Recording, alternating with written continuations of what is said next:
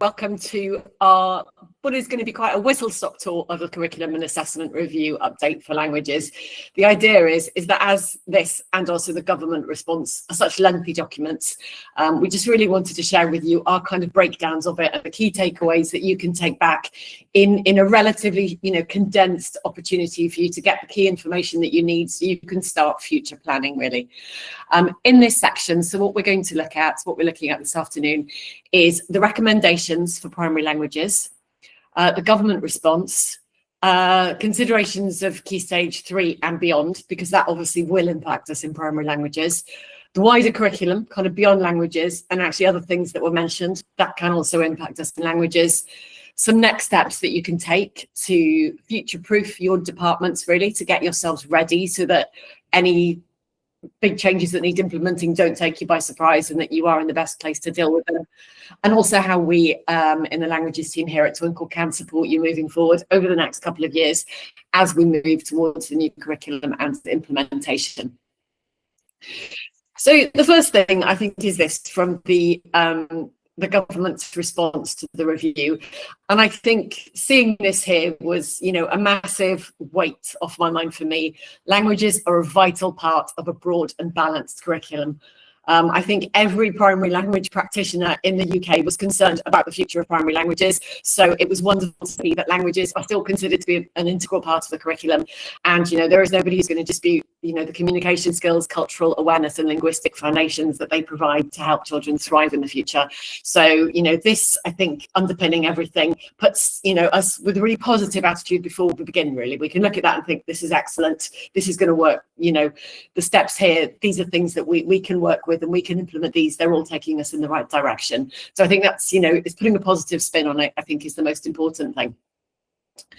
So the biggest thing from the report that came through from the review is that substantial progress is being redefined. There have always been concerns over what substantial progress in one language means, because it has meant completely different things in different settings, depending on all sorts of things, from your setting in general, to how much time you have a week, to the language that you teach, exactly how many minutes a week they're doing, how often, whether it's kind of every other week or those sorts of things, the expertise of the teacher, all of those sorts of things. But that has led, obviously, to inconsistent interpretations delivery, resulting in varied teaching approaches and uneven outcomes. So that is something that the review was really wishing to address. And in order to help address this, there was a call for a minimum core content. And this, this was not specified in terms of what exactly this minimum core content would be, whether that would be, for example, a list of words, a list of grammar, or a list of cultural awareness, things in practice, for example. So there isn't actually a definition of what that can be yet. Plenty of people are speculating and offering their thoughts and suggestions, but until that is kind of published, we can't say what is going to be in that core content. But it did say that would be provided for French, German and Spanish. And if you then were to go away and teach a different language in your school, such as Italian, for example, you would need to kind of create your own version of that core content based on what is provided in French, German or Spanish. The three main languages would provide that content, and that would be the basis that you could go away to teach any other language with. So you're still going to have that freedom to choose a different language if you see fit. Obviously, the reality is that French and Spanish are still the most popular in the UK, but there is that kind of guidance that's going to come through. There's obviously a reference to phonics, vocabulary and grammar. So those three strong things are clearly underpinning everything still, but it was also a call to align those with secondary approaches fundamentally, so that the primary phase is building a foundation for success at secondary languages. So, that's what's really important with regards to this. So the idea is that this minimum core content will help clarify and redefine what substantial progress is.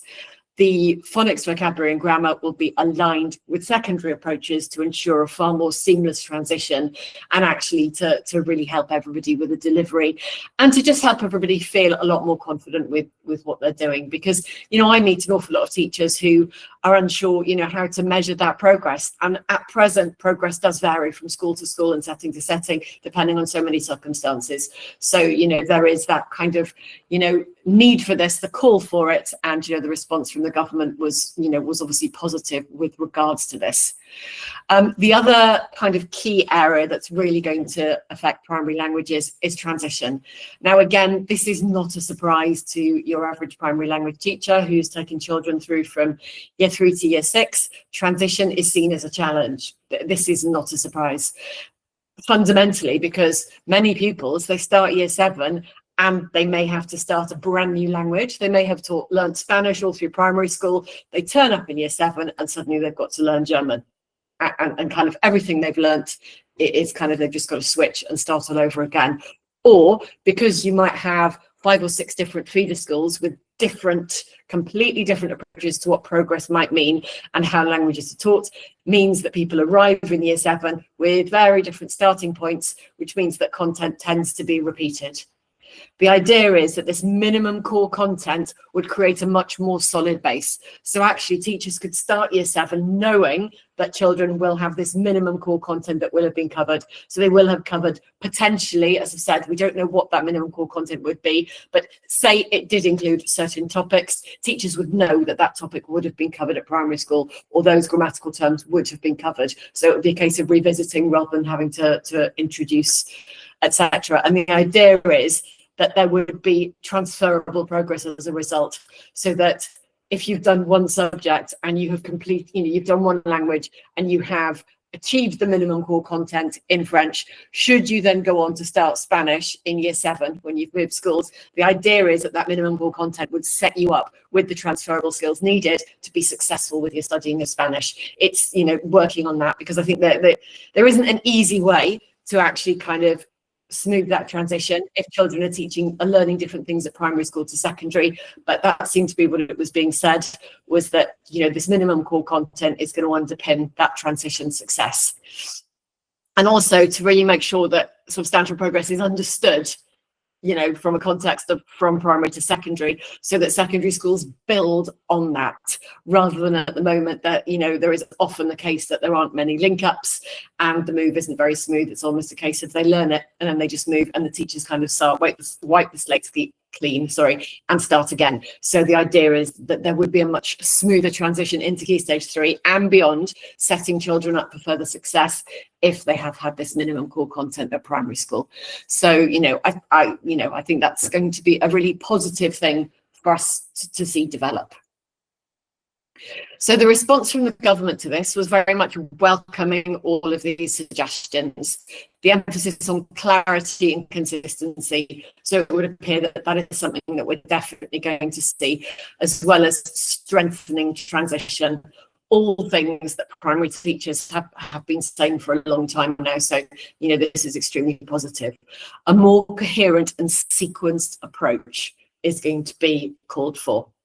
So, there's going to be real work to clarify expectations for pupil progress and define core content, working towards strengthening transitions. So those are the kind of 3 major areas for primary teachers now to be aware of, is expecting core content, expecting a definition of what progress is, and then expecting there to be better transition sort of facilities as things move forward. So those are the kind of the areas to expect. What was then kind of looked at within the review were factors affecting outcomes, and these were kind of deemed to be beyond the remit, the scope of the review, and that they couldn't necessarily request changes to these, but they were kind of identified as things that needed to be addressed. So this is quite a stark figure, that only 43% of initial teaching training recruitment targets were met for languages last year. So that's quite staggering. So obviously you've got implications with regards to a skilled workforce coming through in future years anyway. Another factor that, again, is not a surprise in the primary sector is low subject knowledge and indeed confidence, we know that, amongst non-specialist teachers, as well as limited access to relevant professional development, which is why we here always try to run as much CPD as we can, because we know accessing that can be a real challenge. Teacher time was also discussed. So again, that there was no kind of recommendation spelled out here. So anything that anyone can suggest is only conjecture at this point, but it was referenced. It says some pupils are getting under 30 minutes and evidence is that they need more. So, how you take that away and sort of extrapolate from that and go from there is, whether, many people are wondering, does this mean, will there be in future some kind of stipulated time frame or any of those sorts of things, a curriculum time for languages? There is no mention of that. We cannot know at this stage. However, those are all kind of discussions that you can take back to have in your own department to decide how you're going to prepare for this review, because certainly we know that whatever's going to happen, you're going to have far more fixed requirements of transition, of core content, and of what progress is. So that's really going to impact, your department. So those are the kind of main takeaways to kind of take away and work on. The other area that was brought up was a local approach. So this kind of goes back to transition, because a single national second language was discussed, but it was deemed to be quite a controversial suggestion, because they don't want to stipulate everyone must learn Spanish or everyone must learn French, because there isn't a national second language, and it was not felt that this would fix the low GCSE uptake. It was, however, suggested that at a local level, this was, could be something that people could investigate and coordinate. So that could be within, you've got a cluster of feeder schools going to a secondary, do you all coordinate to teach the same language and you work together so that core content is then produced to kind of go through?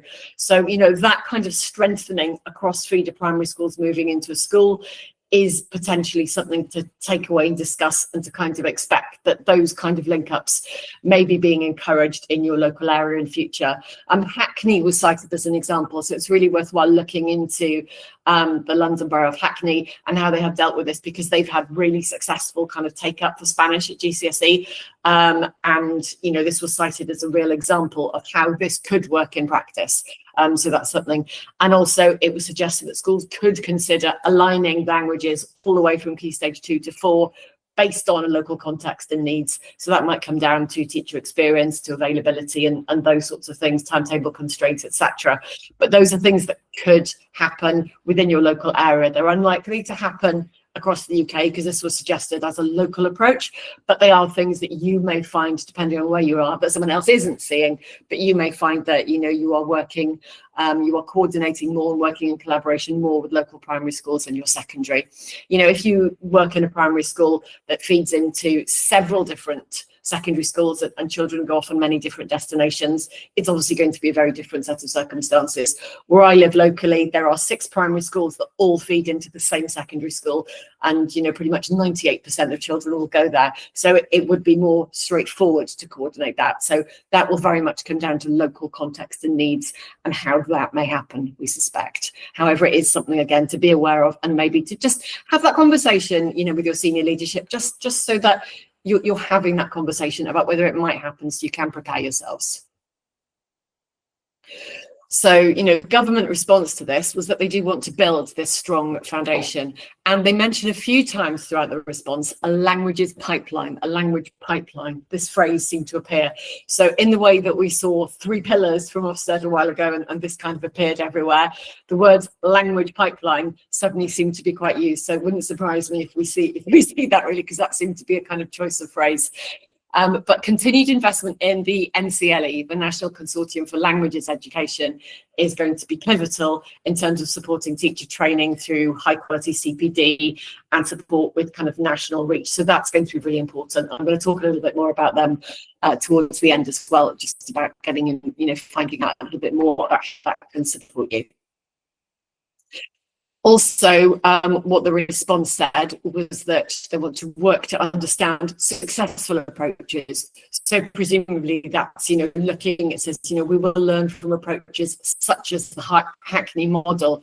So they want to look at those kind of successful model supporting the languages pipeline to actually look about how they're growing the supply of teachers, how they are increasing the language pipeline. So in other words, increasing uptake at GCSE and beyond, and obviously at university. And the Languages for All programme, which was discussed in Hounslow as well. So, very much as successful case studies were kind of flagged up. You may well find that, if you know of something successfully that have worked successfully locally, it's worth discussing those and kind of going into those in more detail. So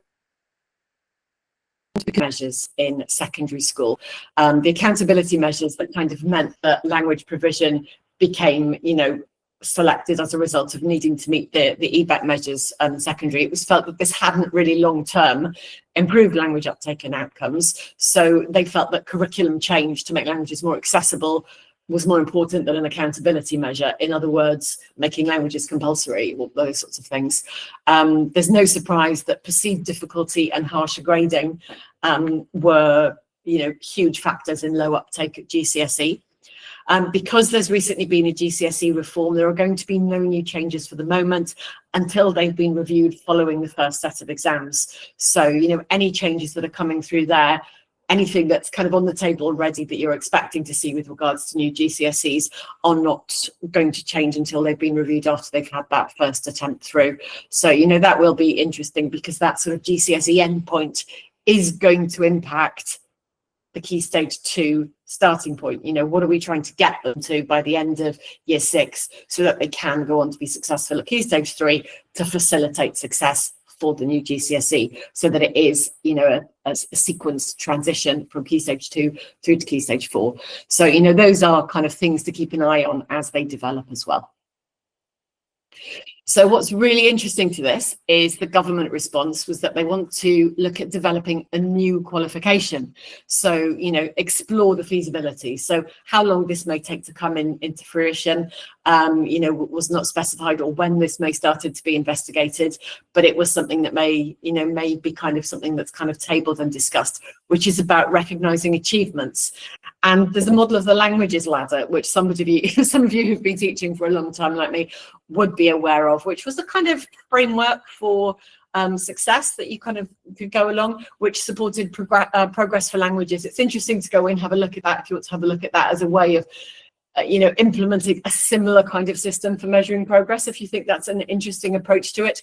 But certainly the fact that this is cited and it will be something to learn from is something that therefore makes it worthwhile as part of perhaps your CPD in schools, that you spend some time looking at the language, the languages ladder. You spend some time, if you have CPD time for languages, you spend some time looking at Hackney and some websites of schools in Hackney. You look at the Hounslow Languages for All. Those things that are mentioned, it's worth looking at those and kind of keeping abreast of those sorts of changes, familiarising yourself with what the languages ladder is. Just a quick Google search of languages ladder will find that for you, and you can have a quick look and read through and just see if any of that sort of leaps out to you, and you could weave in anything into your practice.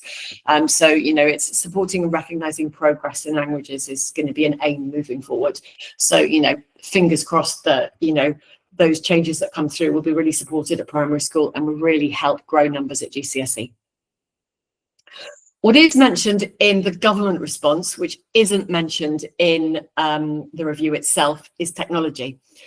So government response said they want to make most of technology, so AI and education technology, supporting language outcomes. So, it was referencing this in terms of supporting curriculum content, language provision, and teacher workload. So, how that may factor in. So, if you're already using tools in other subject areas that are supporting your workload or supporting those sorts of things or your provision, how you may factor those in across languages, it's really worthwhile having that discussion and considering that, thinking about the technology that is available to you for language learning and kind of being future ready with that as well. So that is quite useful to think about, that this was not mentioned in the review, but the government put this in the response. So that is something to really keep at the back of your mind as well. And it's no surprise, because there's more and more technology in everyday life. And by the time this report, is kind of fine, the reviews are actually finalised, and we have the new curriculum and we have the new programmes of study and all of those sorts of things, Well, that's going to be 2 to 3 years away. Technology will be dramatically different again. It's changing constantly. Even at the end of this year, from the start, there are new things that are developing constantly. I'm attending different workshops and all sorts of things, and learning about new apps and new AI functionality and all of these sorts of things. So that's only going to keep evolving. So, regardless of languages, that's something we all need to kind of keep abreast of. Otherwise, it kind of, you blink and it's left you and it's whizzed by and it leaves you behind. So it's really important to kind of be aware of those sorts of things as well. And then wider considerations, so things to think about that were mentioned throughout the entire review, which were not specific to languages, but will also impact on languages. So the importance of adaptive teaching was flagged throughout. So I've run many CPD sessions on adaptive teaching, and that is something to really consider. So ambitious leadership, high quality adaptive teaching, prioritizing early intervention. So it's making sure that adaptive teaching practices are sound within your school. So that's a really good thing to focus on, over the coming months and the next sort of year or so, to really have that kind of nailed. So teachers in your department feel confident with that. The phrase horizontal coherence was also used, and making horizontal links, so where content could rely on it. So rather, vertical coherence was talked about. So in other words, a coherent sequence of study from year 3, 4, 5, 6 onwards, etc. But also horizontal. So if you're studying something in history, it would make sense that it links with geography. It would make sense that it links with languages and those sorts of things. So, there are some schools in Hackney, which is obviously mentioned in languages, where they teach a content learning integrated approach, which is that they use Spanish to teach, aspects of other subjects. So, it's whether, you sort of delve into those approaches, or you consider it, or you try to make more links with other subjects. But horizontal coherence is something to think about as well as we move forward. And also diversity is something to also mention. And with regards to languages, it's really thinking particularly about the diversity of culture, so that if you're teaching French, it isn't just French from France, it is other French-speaking countries, and it is the culture of other French-speaking countries and those sorts of things, looking at different cultural celebrations and traditions and that kind of thing, and weaving those things in. So it's really thinking of the diversity that you reflect by teaching languages is the way that we can address that. So it's really thinking about those sorts of things as well, which is really important. And also what I think is really interesting is citizenship becoming compulsory at primary school. So global citizenship, or kind of, that sort of living intercultural awareness, has got to fit within that umbrella term, and it's weaving in aspects of citizenship, how you can weave that into your language practice now before citizenship becomes compulsory. That's a really great area to start thinking about as well. So certain areas such as media literacy and financial literacy are obviously going to be really difficult to discuss and link to a foreign language for primary age children. But climate education and sustainability, that can also be related to multilingualism and those sorts of things. So there are, and a sustainable society is one that incorporates diversity and multiculturalism and those sorts of things. Democracy and government, so discussing other countries and discussing those sorts of things. So there are plenty of ways that you can approach citizenship through languages as well. So that's a really, healthy way to kind of think of, developing the intercultural understanding aspects of languages as you're moving forward as well.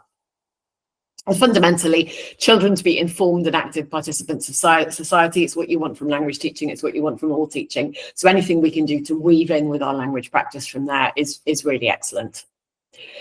So things from this that you can consider. So these are things that I think are really worthwhile taking back to your department and discussing, and really kind of based on what's in the review and in the response, what can you consider to kind of start getting yourself ready in your schools? So how can you strengthen cross-curricular links? If you don't have any already, what can you do to help build that horizontal coherence? So starting to plan at a school level with that. Similarly, could languages feature within citizenship in your school? Is there anything that you could start to weave in and discuss already? Thinking about diversity in your languages curriculum, that's obviously really important as well. Discussing with your team how you use and integrate AI and EdTech in your languages practice, and is there anything that you can do to really improve that and increase your use of that. Improving high achievement and languages for all. How do you promote that in general? You know, how do you do that? How do you promote languages for all in your school in general? And how confident are you in your department with adaptive teaching strategies? How do you feel about that? That's really important as well, to really think about those, to discuss adaptive teaching strategies, and to make sure that those are things that you are really embedding, because those are kind of threads that were appearing through the review, the response to the review, and then the wider kind of areas as well. How you can actually prepare yourselves. So the NCLE, the National Consortium for Language Educators,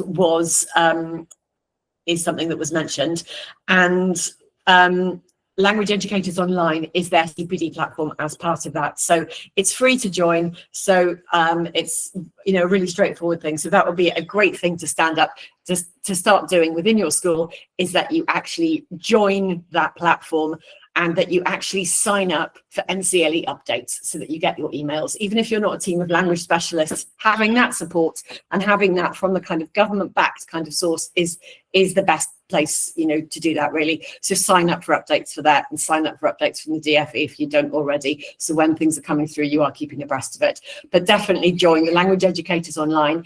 Even if your teachers are not specialists, anybody who's teaching languages at primary level really should sign up to this, to have access to all of those things, and to sign up to the newsletters. That's really important. Consider, we have, you know, both when I was a classroom teacher and also here now at Twinkl, we have tremendous value from our Association for Language Learning membership.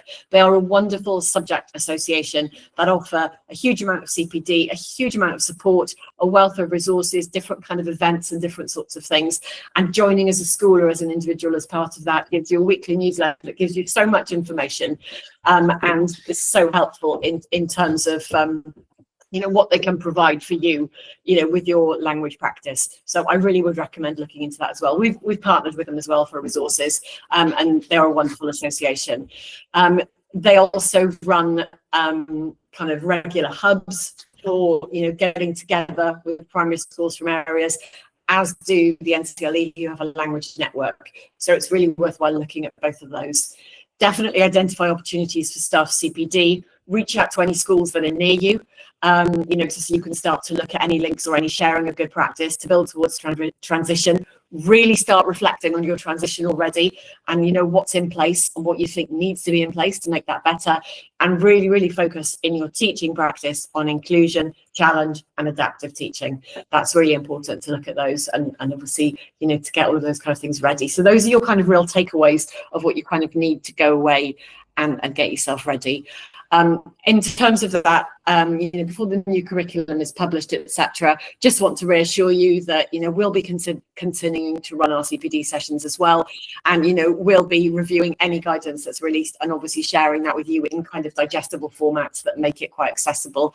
So, you know, please, you know, do you know, keep abreast of all of those, because we will obviously be supporting you through those changes as well. We have our scheme Lightning Languages, which is very flexible, and it already adheres to curriculum across England, Wales, Scotland, and the Republic of Ireland, with the idea that it can adapt flexibly to meet the needs of, you know, curriculum changes. So, you know, the exact outcome is obviously unknown of how things are exactly going to develop with the minimum core content, with substantial progress. But, you know, flexibility is your best guard against, you know, these changes. So, you know, do take a look at our scheme and how that can support you, you know, with transition, and how we can support you with that. If you'd like more information on Lightning Languages, and QR code there, which will take you to a form which will get you in touch with our schools team. I'm always happy to have a chat with anybody who wants to find out some more information. If you've got any questions, please do feel free. And just the very last thing for me before I hand back to Emily is to say that our next TeachMeet, which is on a slightly more sociable subject, is on songs, stories and movements and creative primary languages in January. So look forward to seeing you there if you sign up for that. So after Christmas, we'll be looking at songs and stories and having a bit of fun on our language lessons. So look forward to that there. If you've got any questions, I'll be staying on afterwards if you've got anything that you'd like to ask, or to find out a little bit more, or just to discuss the review and anything there. I have also put in the chat my link to my blog, which also kind of summarizes the review and the response in kind of quite an easy, digestible format that gives you the kind of key takeaways. But I really hope that's been useful, and hopefully it's put your mind at rest as to the changes that are coming, but also how you can get yourself ready so that they're not going to kind of take you by surprise. You're not going to be blindsided when they arrive.